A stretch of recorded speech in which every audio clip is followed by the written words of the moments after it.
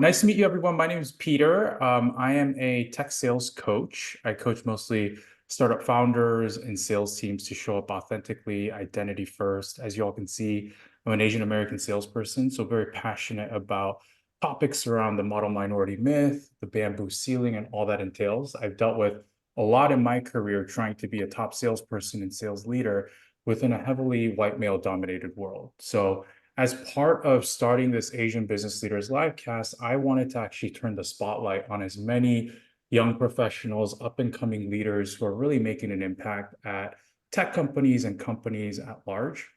And so today, very excited to have two esteemed panelists. I'll introduce both of them. Michelle Ji-Yeun Kim is currently a director of sales strategy with over 15 years of experience across go-to-market roles in sales, marketing, program management, ops at companies like Zendesk, as you can see, LinkedIn, and Seagate.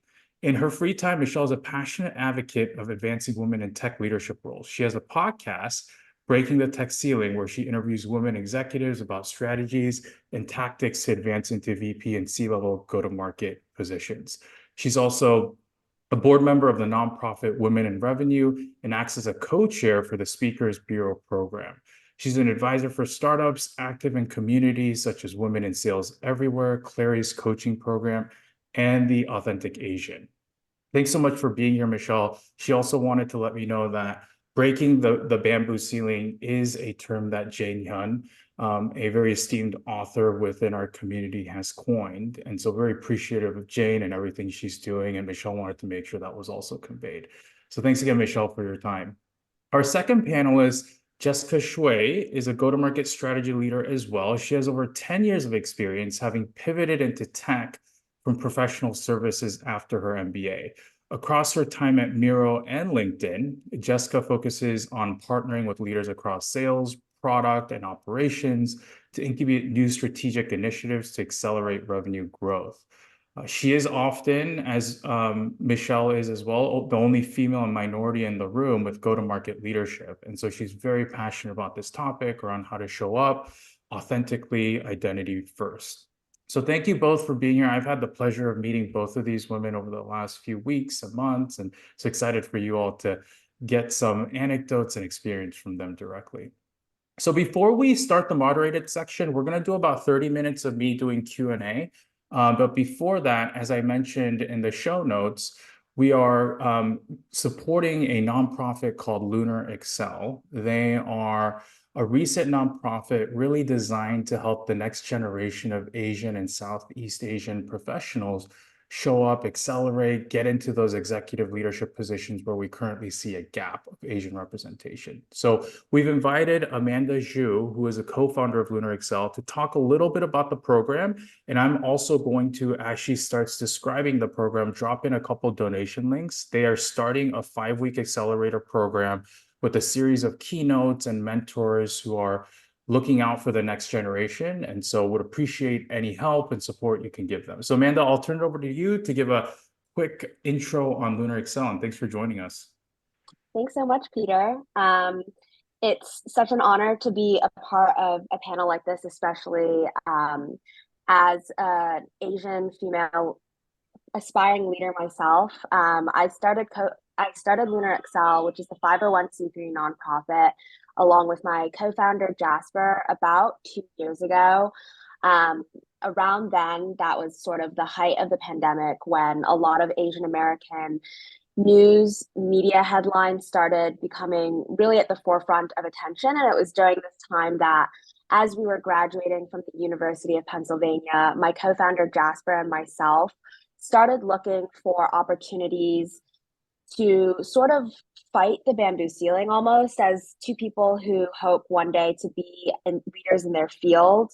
We were starting to learn about the bamboo ceiling as we entered the workforce, and we're really shocked to find that we couldn't find a program that was catered specifically for early career East and Southeast Asian professionals. And so we set out to start our own program, which is what Lunar Excel was really inspired by and aims to be. So we are now in the 3rd year of running our career accelerator. It's really grown from the last 2 years, and I'm really amazed by the impact that the team, the mentors, the community has all come together to form. And so our Career Accelerator, as Peter mentioned, is a 5-week program running this April to May.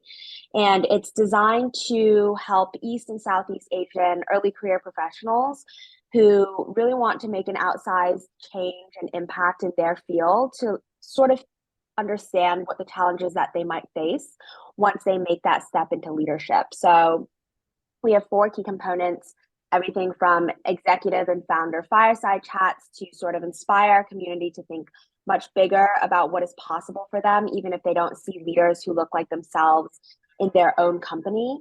This year, we're excited to be bringing on Lori Lamb, who is the Chief Brand Officer at Elf, as well as Ji-Yeun Lee, who is the Executive Chef and Managing Partner at Nami Nori, as our keynotes.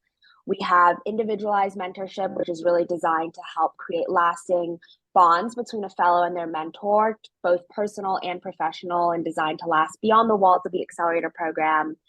We have executive coaching workshops where we've partnered with coaches to help our fellows hone their leadership toolkit, things like the executive presence workshop or how to think about building a personal brand, even as an individual contributor within your company.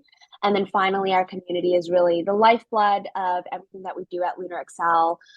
So all of our events, from happy hours to karaoke to mahjong nights with organizations like the Green Tile Social Club, kind of just bring us together so that we can form lasting, genuine friendships with people beyond those that we went to college with or beyond the people at our ERG. And so we're really excited to be opening applications for our Spring 2024 Accelerator, both for fellows and for mentors. And if you're interested in learning a little bit more, you can go to lunarexcel.org. I can link it in the chat, but really excited to be hearing a little bit more about what Jessica, Michelle, and Peter all have to say. I think the topics that they're intending to cover today will be really relevant for our community, and I know personally very insightful for me. Thanks so much, Amanda. It's so inspiring to see you do this so early in your career. I wish I had the courage to do something like this. When I looked around, I felt the same way, getting into the workforce in 2008, I didn't really see a lot of people in sales or leadership positions. So I think what you're doing is going to have a lasting impact. So really appreciate that. Awesome. So let's turn it back to our panelists. I'm going to start broad, but let's go straight into the topic at hand. Michelle, why don't we start with you? Just would love to hear your experiences of the bamboo ceiling. How have you seen that, experienced that in your career? Let's just start with that. Do you think it's still a thing? Would love to hear from you. Yeah, and hi everyone. Nice to meet you all, and thanks again for having me, Peter, and thanks Amanda for creating that amazing program. Yeah, I wish that I had known about that too early in my career. So you mentioned Ji-Yeun, who wrote the book Breaking the Bamboo Ceiling, and that's actually another book that I wish I had read when I was early in my career because I read it on my PTO to Japan last year. Like I read all of it, on train rides and airplane rides. And I think for me, the experience of being limited because of my race and also my gender, I think is still very real. And I don't know how many of you feel, but like I had a very vivid moment of like, why am I thinking about myself this way? Of almost gaslighting myself. And I think that happens quite a bit where people say like, oh, I'm not this way to you because you're Asian. And so even for myself, I just remember being on my Peloton bike and having like the hashtag of Black Lives Matter, which is important. But at the time I was feeling very, a lot of sadness and pain because of all the Atlanta spa shooting and, all these, women being pushed off trains and, like Asian women and, those people could be me. And so I think that experience is still very real because sometimes people ask, oh, is that actually a hate crime? Or is that actually because, you're Asian? But those stereotypes definitely still exist. I would say that I am a very vocal person and have opinions and I'm not afraid to share them. But yeah, I've even been told you need to speak up more. And so, that's like the Asian perception of Asians as not speaking up, being quiet. Like there's no one that knows me personally that would say like Michelle is a quiet person. So being told to speak up was very surprising to me. And I think that is a reflection of how these kind of stereotypes and perceptions still exist. And I'll just add one more thing. The big learning I got out of that book, Breaking the Bamboo Ceiling, for me was this concept of values acculturation versus behavioral acculturation. So you can think about it almost as assimilation. I think, I speak English, I eat American food. That's definitely behavioral acculturation, and that can happen, first generation as soon as you move to a different country. But the idea of values acculturation was very intriguing to me, from that book, just because it's this idea that we grow up with a certain set of values, and a lot of, at least for me growing up, East Asian values, Confucian values, like don't speak back to your elders. These are all things that we are kind of ingrained in us, right? And so I think there's always going to be this challenge, at least for me, of, dancing the line of, how authentic can I be in my workplace? But yeah, that's something that I think is still a challenge that maybe people don't even realize. So for me, that was like a really big aha moment, of this distinction between behavioral acculturation and values acculturation, which I think is going to be impactful for many generations to come, not just, my generation or my experience. Totally. It's such a nuanced topic. And that kind of question around why don't you speak up more often? I heard that yesterday too. I actually did a small workshop with the Asians at specific company. I won't name the company because it was a private closed door session, but I had 4 women say the same thing. Like that actually showed up within their feedback, their official feedback. So imagine kind of what that does to your psyche, right? Especially when you are opinionated and very eloquent, like you and Jess are. How about you, Jess? What is your experience with the bamboo ceiling? Are you, seeing that? You've also had the privilege of being in a couple different industries, right? So you were in a non-tech role before this. So, can you tell us about your experiences across both those industries and, how you felt the bamboo ceiling come up in your day-to-day? Yeah, absolutely. So I think I consider myself pretty lucky because I don't think that I actually realized this concept of the bamboo ceiling until most recently, like after entering into tech. So I'll explain why. So I started off my career in public accounting at Ernst & Young, in the LA market. And it was really amazing because I felt like there was a really strong Asian leadership community within the firm. And a lot of the senior leadership and my mentors personally were all Asian. And so to me, it was never a question of like, oh, like, can I be successful here? Is there a path to leadership here for Asians versus other races? And what's interesting is that when you move into tech and people, when they think tech, they think like of the big tech firms, they think that, oh yeah, like plenty of Asians are in tech, but tech and tech sales or tech go-to-market is a completely different realm.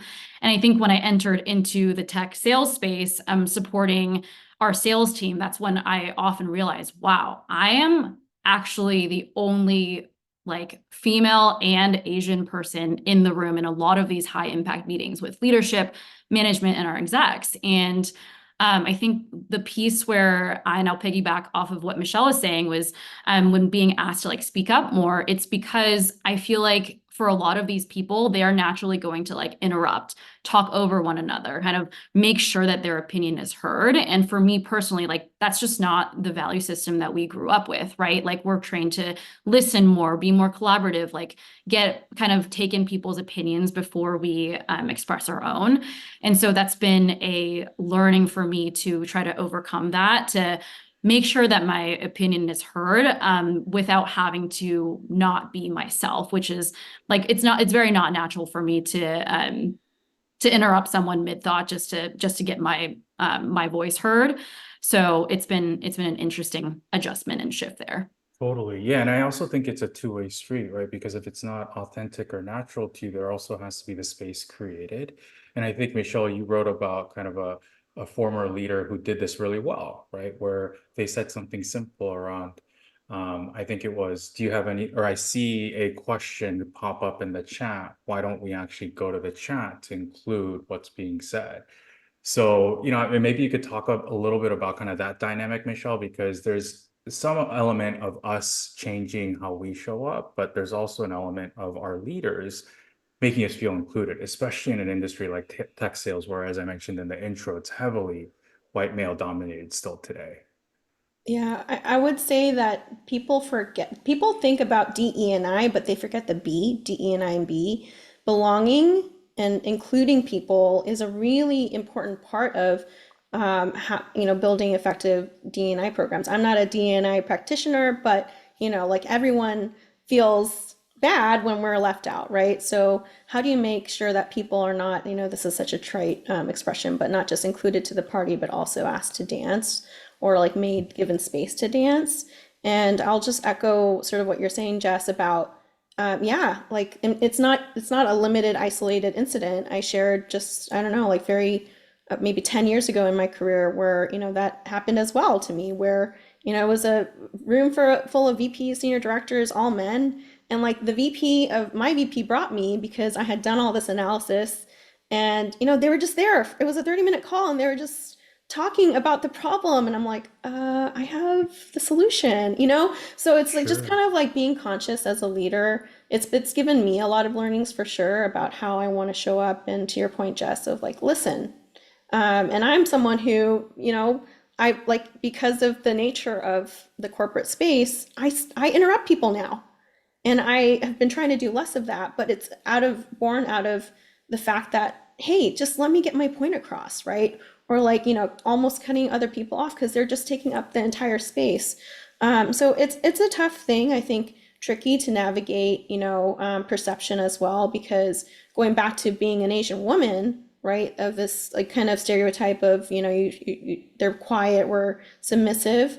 But I think the other piece is just as women in general in the United States, we're more conditioned to be perfect and like, be Mm-hmm. polite.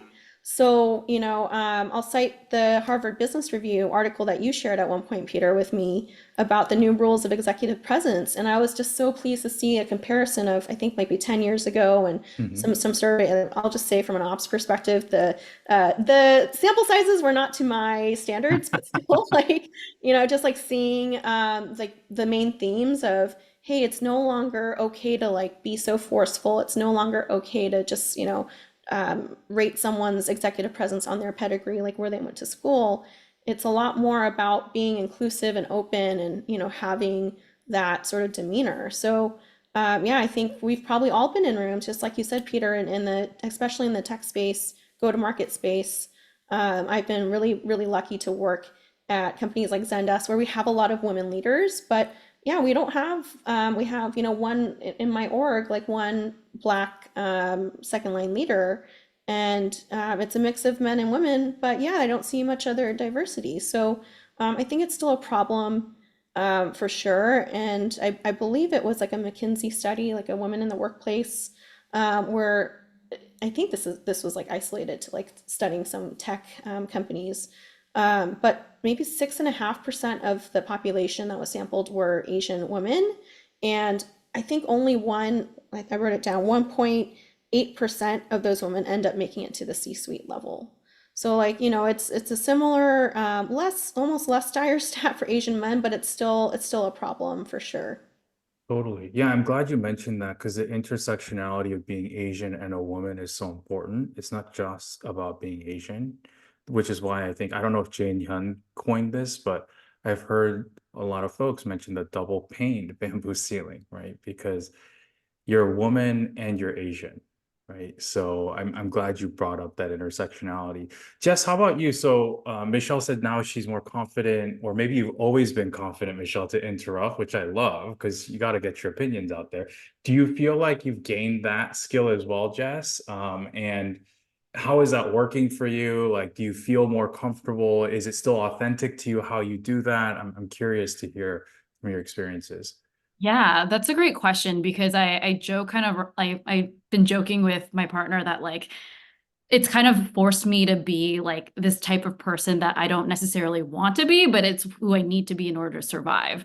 And so, yes, I feel like absolutely at work now and at previous companies as well. Anytime I notice that I'm the only female or minority in the room, it almost makes me more inclined to say, okay, I need to say something. I need to make sure that my opinion is heard, that I'm like, like if something doesn't make sense, I'm going to call people out for it. And I think that it's really nice that I've been empowered to do so, but I think it's definitely a skill set that I had to develop throughout my career. But to answer the second part of your question of like, is it authentic to me? I think it's like in a work environment, probably. I think that that's like part of the work persona. But if I think about the person that I would want to be like, outside of work, probably not. I think I would still gravitate towards being more of like a listener versus like someone who's trying to be a little bit more aggressive in order to survive. That makes sense. And I think that has a lot of positive impact on folks like in Amanda's generation, I would say, right? Because Amanda, not to put you on the spot, but I would think that the next generation appreciates the listen to learn attitude, which was also mentioned in the HBR article, or authenticity over forcefulness, right? And so, it's good that you're interjecting with your opinions, but you're also leading differently with your own teams. Let me ask another question. You both are in, ops roles and strategy roles, which by definition is very cross-functional, collaborative. Some would say very supportive across multiple teams, right? Customer success, sales, ops, finance.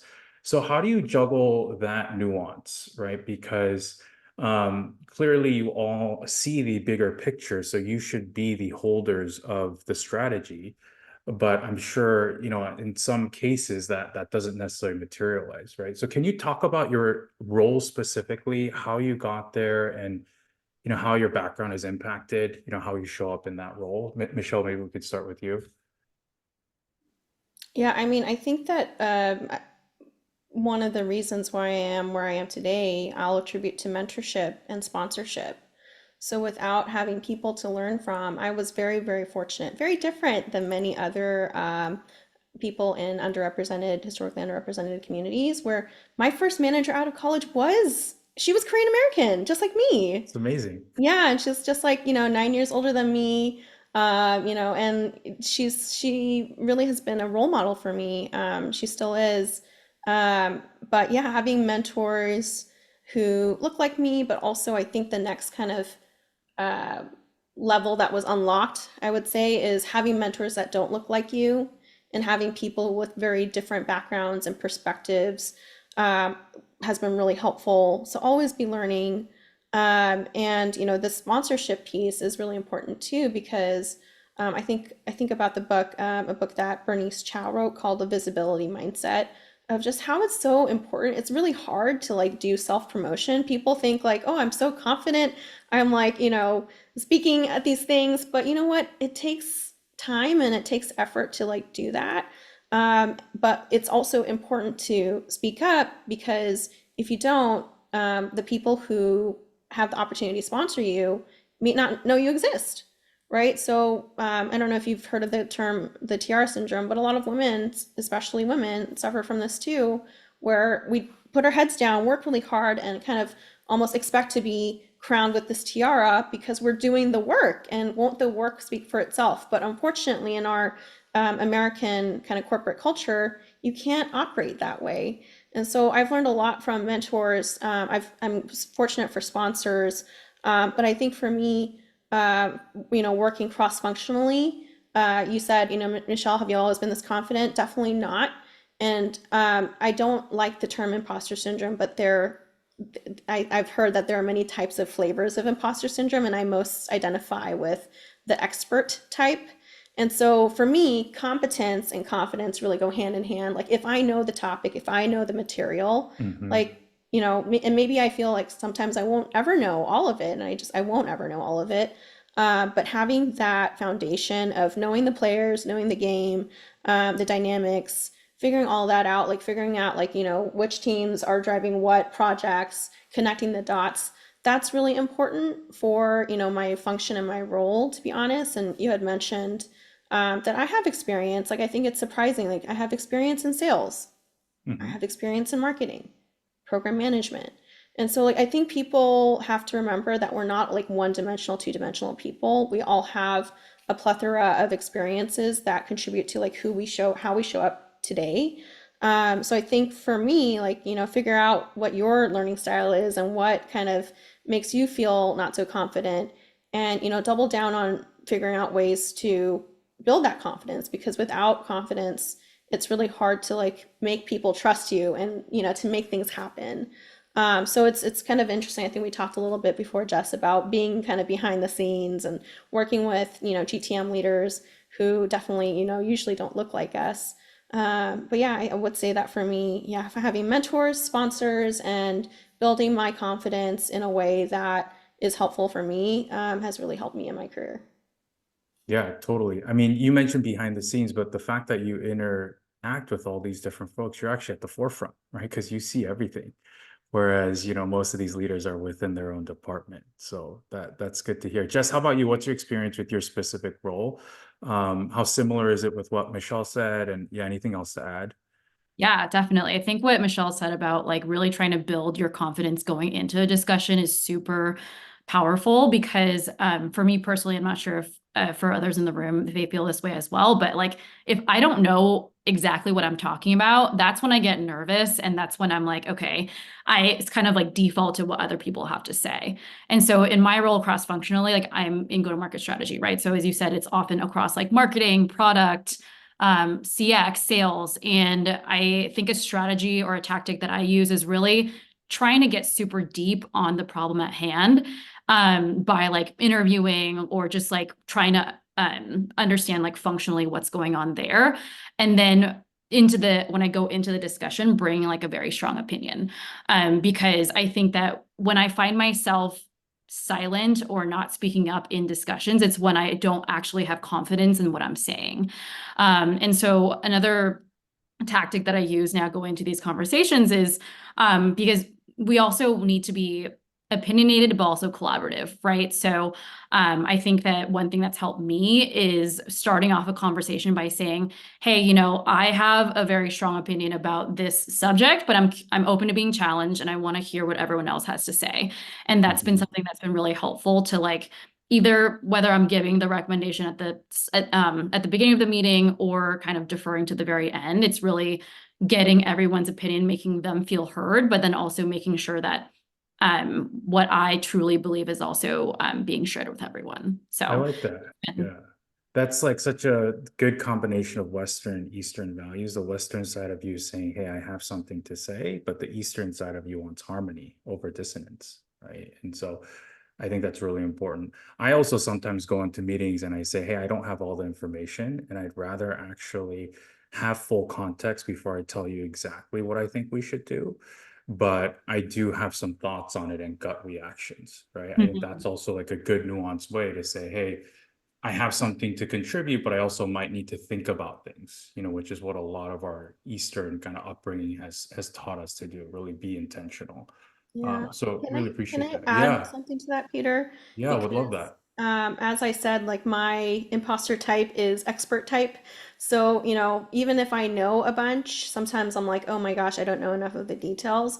One thing that I feel burned me in the past was being like, I'm an authentic person. I'm pretty open. I'm an open book.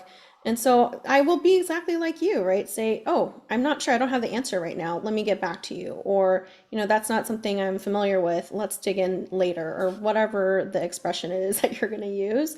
But Sure. I think also being very cognizant, because sometimes people see that as weakness and, as like, oh, they don't know they're not on top of their stuff. So, like I've definitely had some experiences where Mhm. I have to, it's sad because you kind of have to be more careful.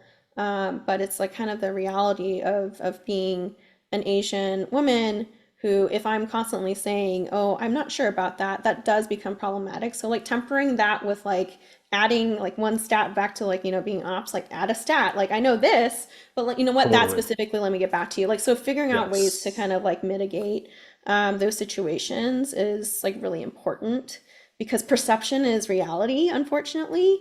So, just making Totally. sure that you're thinking about like how are you coming across, because I've definitely gotten, had conversations with especially Asian men who say things like, oh, I'm not sure, let me get back to you. And like I'm getting feedback from other people, or, hearing on the ground like, oh, that person doesn't seem to like be on top of their shit. And so I'm like always very careful with that expression.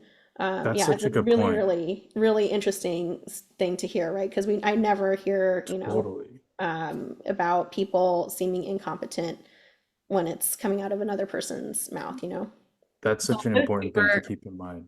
Yeah, it's I'm also, glad you added that on. Yeah, go ahead, Jess. Yeah. sorry about that. I'm interrupting. See, it's It's the okay. You need what? to get your point across. Exactly. No, I just think it's super interesting because, Michelle, what you said about like actually taking time to think about it and getting back to you is considered weakness because started to do something which is listen really carefully in a lot of these meetings and like the number of times people are saying things that are just objectively wrong is Yeah. like Mm, exponential. And so Mhm. it is like a balance that you have to strike of like at what point do you just kind of go in really strong with like something that you're 80% sure about versus actually like taking it back and saying let me like do some research and get back. Yeah, and that goes back to being Asian, being a perfect, student, straight A student, those B's aren't acceptable. Goes to being a woman, like you have to be the stat about women applying for jobs that, they're, 100% qualified for, whereas men might apply if they're only 60%. These are all things that we need to, I actually actively think like I have to do this for the other women in the world. Like I have to negotiate not for myself, but like for other women because we need to get to gender parity. So it's a really tough thing to navigate those dynamics of like totally, you were saying, totally. Peter, like intersectionality in our identities. Yeah. Yeah, I'm really glad you both mentioned that because obviously I'm coming from an Asian male perspective. So I have a little bit more runway to say things like that. And it's making me also think it's making me think that leaders should also be very upfront about what they value. And one of the things that I told my team, which had women, men, is that I value in meetings like being intentional and not being a know-it-all because that is the experience I had with my peers in sales meetings when I first got into the industry. So I think, you're right. We have to have the conversation openly too, to tell like women specifically as well, hey, I value this trait as a male leader, and to also try and like change things in the system too, right? Without just having, folks try and be unnatural about how they show up and wonder, hey, can I be unsure about this situation or not? So anyways, I appreciate you bringing that up. Question, since we're talking about, non-Asian women folks and the perceptions and what we could do to support, what are the one or two things allies can do to support you and other up and coming Asian women as we navigate this very complex topic of the bamboo ceiling? Jess, maybe we'll start with you. Yeah, that's a really good question and one that I've been thinking about a lot. And I think for me, it's when non-Asians kind of, or it's like when people in the majority, so let's say Caucasians or white people, when they are the ones educating other white people, I think that that is when it actually means a lot because being in the minority, it's like sometimes it's exhausting to be the ones who's always like trying to explain that's a microaggression, this is bias. Like it's just, it gets tiring. And so I think that for the allies in the room, it's really important to be aware of when like someone who looks like you might be expressing biases towards Asians or any other minority and being the one to actually have the courage to stand up and say like, hey, actually, I think we should think about like what we're saying here is quite important. So that for me is number one. Appreciate that. Michelle, how about you? The number one thing is sponsorship. Find people to promote, like people who are, like I said, the tiara syndrome. A lot of Asian individuals specifically have a reputation for working really hard, for being the workhorse, for getting it done, but not being a leader, right? So figuring out, first of all, like don't assume, right? Having the conversations of what is your career trajectory? What do you want next in your career? Like having these conversations with your Asian employees or people that don't even report to you, even maybe like just helping, finding ways to help um, people in underrepresented communities, but also specifically Asians, right? Climb the corporate ladder. I shared that stat before, and I really wish more white men would mentor in general, but mentor Asian American and Asian American, sorry, Asian and Asian American women. Yeah. Um, because mentorship also is really valuable to understand like, okay, this is how this person thinks. This is what is going on in these other rooms that I'm not in. So I think sponsorship is probably the most important thing, but mentorship comes like pretty close. And yeah, I think that just figuring out like how can you give back, especially if you're someone who's benefited a lot, right, in being privileged in whatever way. Like I'm always trying to figure out ways to give back because I've been lucky. But it's also a combination, right? Like success is preparedness meets luck. So putting yourself out there and having opportunities in front of you is the only way that we'll see like advancement and growth. But we also need people in those positions of power to actually stop and say, okay, am I being biased here? Like, let me intentionally look at this group of people that got promoted this cycle. Was it all the same race and gender? Like, really being specific about your DE&I and B initiatives and programs and being critical, I think is really important for our allies that are in high, powerful positions to really consider. Totally. Yeah, the onus can't just be on us, right? There's so many Asians at groups now in tech companies and just companies in general. But one theme that came out of our session yesterday with the specific group is, they don't see a lot of allies jump into the sessions, even though they're Mhm. open to it, right? Even though the group itself is inviting allies. So I think there's a lot that folks can do to educate themselves. Because yeah, just to your point, like how can we educate everyone about the bamboo ceiling model minority myth and microaggressions, right? It's just not possible. Awesome. Well, thank you both. You both are such an inspiration with what you're doing. You both are, I think, very exciting to see in terms of your career journey. Thank you also for taking the time. It's Michelle's last day at Zendesk, actually. So congrats to Michelle. She's moving on to another role. So the fact that she's carving out time for this is amazing. I guess before we wrap up the moderated session and open up to questions, what is one personal goal you both have for yourselves for the rest of 2024? I'm curious. Michelle, we could start with you on that. Sure, I will say that I've always struggled with sleep. And even in high school, like I was working really hard, part of a lot of clubs. And so the last few years, I've been really dedicated to tracking my sleep. And I usually hit 4 of the 6 days on my, or 7 days on my goals. But I really Nice. want to focus on that. But another piece is I'm really passionate about personal development. And I love the Stanford Continuing Studies online, like weekend workshops. So my goal is to do 2 of them this year. I usually try to do like a class and a workshop, but I really like the workshop. So if you are also interested, feel free to reach out and maybe I'll do a class with you. Very cool. I'm actually very interested in that. So yeah, I Yeah, might reach out about that. That's there's cool. one that was on negotiation that really Oh, impacted me. cool. There's one I did last year on communicating with impact and purpose that really changed the way that I think about communication and, especially online. So yeah, these workshops have been really, really helpful for me. So I'm down to do another one, especially with you, Peter. Awesome. Thanks for sharing that. Another way for us to stay connected. Awesome. Jess, how about you? What's a personal goal of yours? I know you already ran the half marathon in New York, Yeah, so you exactly. could I've check already that met. off.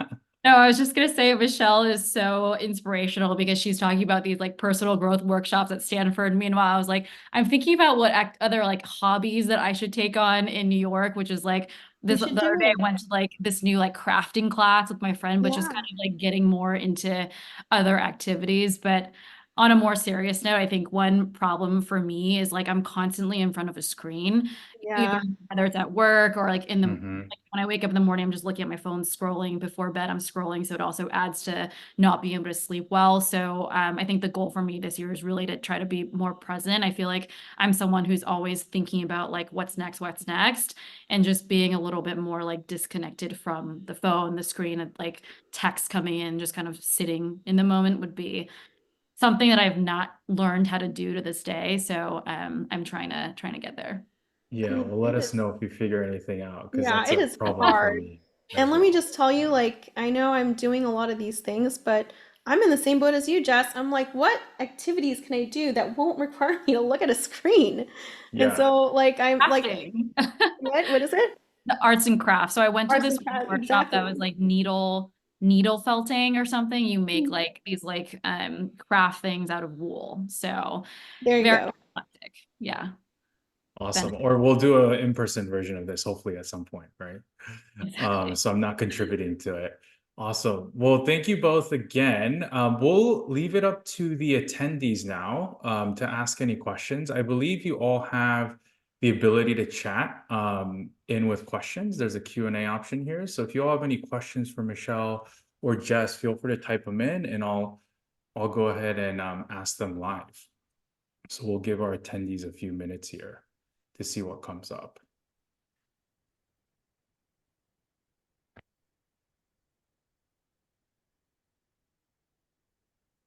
And if there's no questions, we can also wrap up. Reduce the screen time.